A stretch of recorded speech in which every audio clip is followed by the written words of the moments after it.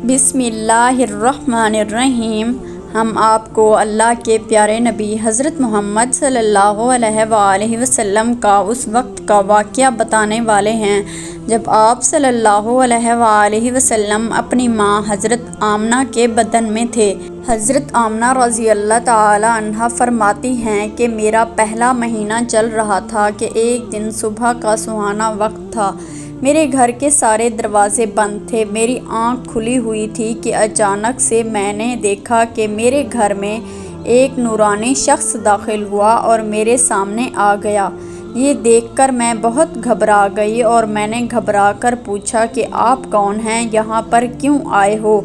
तो आने वाले उस शख्स ने फरमाया, ए आमना, अल्लाह ने मुझे आपको खुशखबरी देने के लिए भेजा है। आपको मुबारक हो, आपके बतन में जो बच्चा पल रहा है वो अगलों का भी सरदार होगा और पिछलों का भी सरदार होगा।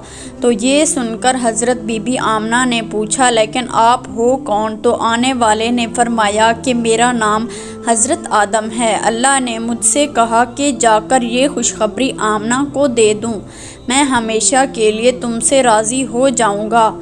हज़रत बीबी आमना फरमाती हैं कि उसके बाद मेरा दूसरा महीना शुरू हुआ। वही सुबह का सुहाना वक्त था। घर के सारे दरवाज़े बंद थे कि अचानक से एक और नूरानी चेहरा मेरे सामने आ गया। पहले वाला नूरानी चेहरा अलग चमक रहा था जो हज़रत आदम अलैहिस्सलाम का था, तो अब वाला चेहरा उससे ज़्यादा चमक रहा था। मैंने घबरा कर पूछा कि आप कौन हो? तो आने वाले नूरानी शख्स ने फरमाया, ए आमना, खुश हो जाओ, तुम्हारे बतन में जो बच्चा पल रहा है अल्लाह उसको पूरी दुनिया के लिए रहमत बनाने वाला है। तो हज़रत बीबी आमना ने पूछा, लेकिन आप कौन हो? तो आने वाले ने फरमाया कि मेरा नाम हज़रत नूह अलैहिस्सलाम है। अल्लाह ने मुझसे कहा है कि ए नूह, जाकर आमना को ये खुशखबरी दे दो, हम जन्नत में तुम्हारे लिए रास्ता बनाते रहेंगे। हज़रत आमना फरमाती हैं कि उसके बाद मेरा तीसरा महीना शुरू हुआ। वही मंज़र था, सुबह का सुहाना वक्त था। घर के सारे दरवाज़े बंद थे कि अचानक से एक और नूरानी चेहरा मेरे सामने आ गया। इस बार मैंने बग़ैर घबराए हुए कहा कि कहो, क्या बशारत देने आए हो? तो आने वाले नूरानी इंसान ने फरमाया कि ए आमना, तुम्हारे बतन में जो बच्चा पल रहा है उसका मकाम बहुत ज़्यादा ऊंचा होगा कि क़यामत के दिन वो जिसकी तरफ इशारा करते जाएंगे अल्लाह उनके गुनाहों को मुआफ़ करते जाएंगे। तो हज़रत बीबी आमना ने पूछा, लेकिन आप कौन हो? तो आने वाले ने फरमाया कि मेरा नाम हज़रत शीस अलैहिस्सलाम है। हज़रत आमना फरमाती हैं कि उसके बाद मेरा चौथा महीना शुरू हुआ। वही सुबह का वक्त के अचानक एक नूरानी चेहरा मेरे सामने आ गया और कहने लगा, ए आमना, खुश हो जाओ, तुम्हारे बतन में जो बच्चा पल रहा है वही अल्लाह का आखिरी नबी है। उसके बाद इस दुनिया में कोई दूसरा नबी नहीं आने वाला। तो हज़रत बीबी आमना ने पूछा, लेकिन आप कौन हो? तो जवाब मिला कि मेरा नाम हज़रत इदरीस अलैहिस्सलाम है। हज़रत आमना फरमाती हैं कि उसके बाद मेरा पाँचवा महीना शुरू हुआ। वही सुबह का वक्त, घर के सारे दरवाज़े बंद थे। अचानक से एक नूरानी चेहरा मेरे सामने ज़ाहिर हो गया और कहने लगा, ए आमना, खुश हो जाओ, तुम्हारे बतन में जो बच्चा पल रहा है वही दुनिया का सरदार होगा, नबियों का सरदार होगा और इस बच्चे से बढ़कर कोई और पाकदामन नहीं होगा। ये सुनकर हज़रत बीबी आमना ने पूछा, लेकिन आप कौन हो?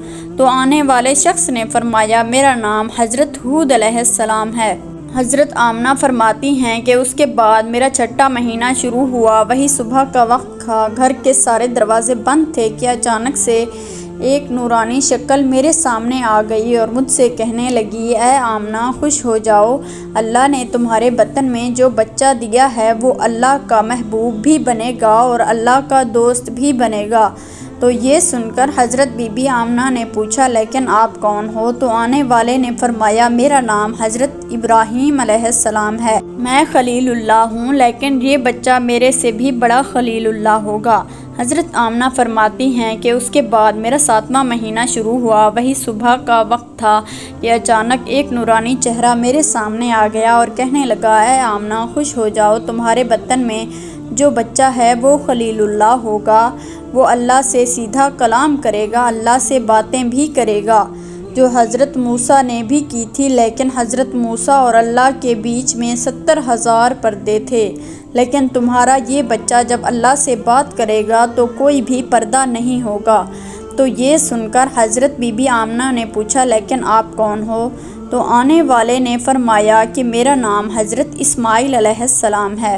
حضرت آمنہ فرماتی ہیں کہ اس کے بعد میرا 8واں مہینہ شروع ہوا، وہی صبح کا وقت تھا، گھر کے سارے دروازے بند تھے کہ اچانک سے ایک نورانی چہرہ میرے سامنے ظاہر ہو گیا اور کہنے لگا، اے آمنہ خوش ہو جاؤ، تمہارے پیٹ میں جو بچہ ہے وہ مرتضیٰ ہوگا، وہ مصطفیٰ ہوگا جس سے اللہ راضی ہوگا۔ تمہارے پیٹ میں جو بچہ ہے اس کو اللہ نے بہت سے صاف اور ستھرا بنایا ہے۔ تو یہ سن کر حضرت بی بی آمنہ پوچھنے لگی کہ آپ کون ہو؟ تو جواب آیا کہ میں حضرت موسیٰ علیہ السلام ہوں۔ حضرت آمنہ فرماتی ہیں کہ اس کے بعد میرا 9واں مہینہ شروع ہوا، وہی صبح کا وقت تھا کہ اچانک سے ایک نورانی چہرہ میرے سامنے آ گیا۔ اس بار جو نورانی چہرہ میرے سامنے آیا وہ ایسے آیا کہ جیسے وہ ابھی غسل کر کے آیا ہو، ان کے بال مبارک سے پانی کے قطرے ٹپک رہے تھے۔ آنے والے نے فرمایا، اے آمنہ خوش ہو جاؤ، تمہارے بطن میں جو بچہ پل رہا ہے وہ تمام انسانوں کا سردار ہوگا، جناتوں کا سردار ہوگا، فرشتوں کا بھی سردار ہوگا، اور یہی نہیں اللہ نے فرمایا ہے کہ وہ تمام نبیوں کا بھی سردار ہوگا۔ تو یہ سن کر حضرت آمنہ نے فرمایا، لیکن آپ کون ہو؟ تو جواب آیا، میرا نام حضرت عیسیٰ علیہ السلام ہے، میں ایک نبی بھی تھا اور اس نبی کا امتی بھی ہوں جو تمہارے پیٹ میں ہے۔ اس طرح سے ناظرین، اللہ کے پیغمبر حضرت محمد صلی اللہ علیہ وآلہ وسلم جب اپنی ماں کے پیٹ میں تھے تو ایک روز آپ کی دادی نے آپ کے دادا کو اشارہ کر کے بلایا اور کہنے لگی کہ کیا آپ کو پتہ ہے کہ یہ بہو آمنہ بہت مہنگا عطر لگاتی ہے، میں تو بڑی پریشان ہو چکی ہوں، آپ ذرا آمنہ سے اس کے بارے میں پوچھئے۔ تو یہ سن کر آپ کے دادا نے کہا کہ اس بارے میں تم ہی پوچھ لیتی تو اچھا تھا، تو نے کیوں نہیں پوچھا؟ تو آپ کی دادی نے کہا کہ میں اب آپ کو کیا بتاؤں، میں نے کئی مرتبہ کوشش کی، لیکن جب بھی میں آمنہ کے سامنے جاتی ہوں تو اس کا نورانی چہرہ دیکھ کر خاموش ہو جاتی ہوں۔ آمنہ کے چہرے پر اتنی چمک آ گئی ہے کہ میں سمجھ ہی نہیں پا رہی، آپ ہی جا کر پوچھ لیجئے۔ یہ سن کر آپ کے دادا نے کہا کہ عورت ذات ہے، گھر میں ہی رہتی ہے، لیکن میں تو مرد ہوں، گھر سے باہر رہتا ہوں، مکہ میں قریش کا سردار ہوں، جو بھی مجھ سے ملتا ہے وہ پوچھتا ہے، عبد المطلب تمہارے گھر میں اتنی عطر کی بارش کہاں سے ہو رہی ہے؟ اور ہاں ایک اور بات، اور یہ کہ عطر کی خوشبو بھی وہیں سے آتی ہے جہاں آمنہ آ جاتی ہے، اگر آمنہ کچن میں جاتی ہے تو خوشبو وہاں سے آتی ہے، اگر غسل خانے میں جاتی ہے تو خوشبو وہاں سے آتی ہے، اگر یہ تھوکتی ہے تو خوشبو وہاں سے آتی ہے، اور یہ کوئی معمولی عطر بھی نہیں ہے، یہ کوئی عراق یا مصر کا عطر نہیں ہے، یہ تو کوئی خاص عطر ہی ہے۔ اس کے بعد آپ کے دادا عبد المطلب نے ہمت کر کے حضرت آمنہ کو بلایا اور کہنے لگے، بیٹی آمنہ تجھے پتہ ہے کہ میں قریش کا سردار ہوں، میں خانہ کعبہ کا متولی ہوں، بڑی عزت والا ہوں، میں جہاں بھی جاتا ہوں لوگ مجھ سے پوچھتے ہیں کہ اے عبد المطلب تمہارے گھر سے عطر کی خوشبو کہاں سے آ رہی ہے؟ بیٹی آمنہ ایک بات بتاؤ، میں تو عطر نہیں لگاتا، تمہاری ماں بھی عطر نہیں لگاتی، تو یہ عطر تو لاتی کہاں سے ہے؟ تو یہ سن کر حضرت آمنہ کی آنکھوں میں آنسو آ گئے اور کہنے لگی، ابا جان اب میں آپ کو کیا بتاؤں، میں نے اپنی ساری زندگی کبھی کوئی عطر نہیں لگایا، مجھے اچھے اور برے عطر کی پہچان نہیں ہے، میں نے آج تک کسی بھی عطر والے سے عطر نہیں خریدا، لیکن ابا جان میں آپ کو ایک بات بتاؤں۔ اس کے بعد حضرت آمنہ نے اپنے بطن پر ہاتھ رکھتے ہوئے کہا، ابا جان یہ سب اس آنے والے مہمان کی برکت ہے، آپ نے تو یہ صرف خوشبو محسوس کی ہے، اگر میں آپ کو کچھ اور بتاؤں تو آپ مجھے دیوانی کہو گے۔ سورج کئی مرتبہ مجھ کو سلام کرتا ہے، چاند کئی مرتبہ مجھ کو سلام کرتا ہے، اور یہی نہیں جب میں سو جاتی ہوں تو ایسی ایسی عورتیں جن کو نہ کبھی آپ نے دیکھا اور نہ کبھی میں نے دیکھا، ایسی ایسی عورتیں سامنے کھڑی ہو کر مجھے ہوا کرتی ہیں، میں کنویں سے پانی لینے جاؤں تو کنویں سے پانی خود اوپر آ جاتا ہے۔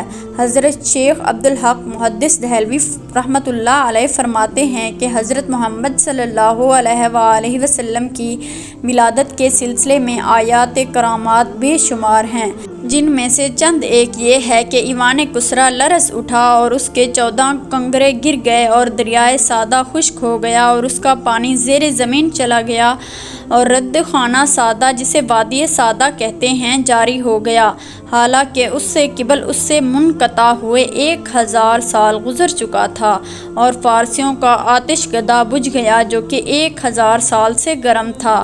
جب حضور صلی اللہ علیہ وآلہ وسلم پیدا ہوئے تو اللہ تعالیٰ نے آپ کو پاکیزہ بدن اور تیز بو کستوری کی طرح خوشبودار اور ختنہ شدہ نان بریدہ چہرہ، نورانی آنکھیں، سرمگی دونوں شانوں کے درمیان مہر نبوت درخشاں فرمایا۔